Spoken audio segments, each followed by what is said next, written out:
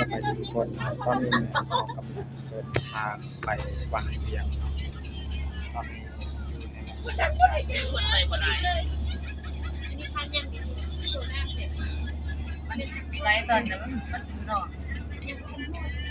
ซูเปอร์เนาะ เปิด2คันเนาะ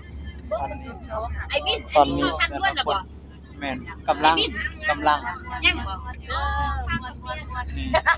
เดินทางลงสู่เป้าหมาย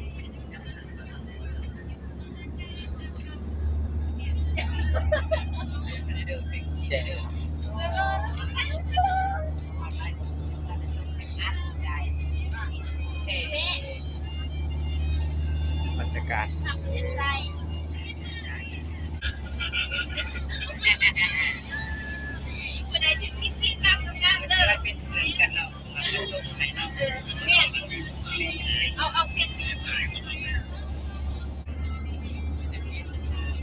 ตอนนี้กำลังไปวังเวียงกันทุกคนซีเกิดเนาะมีซีเกิดไป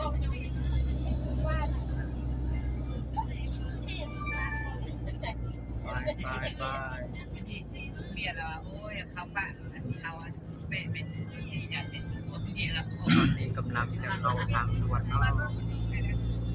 ดีเป็นดีเนาะดี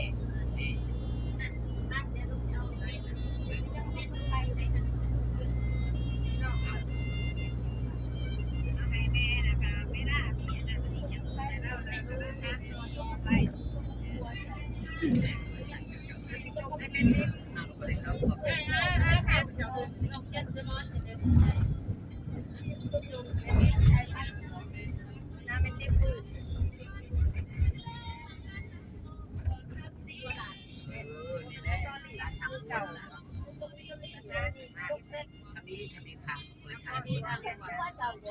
ง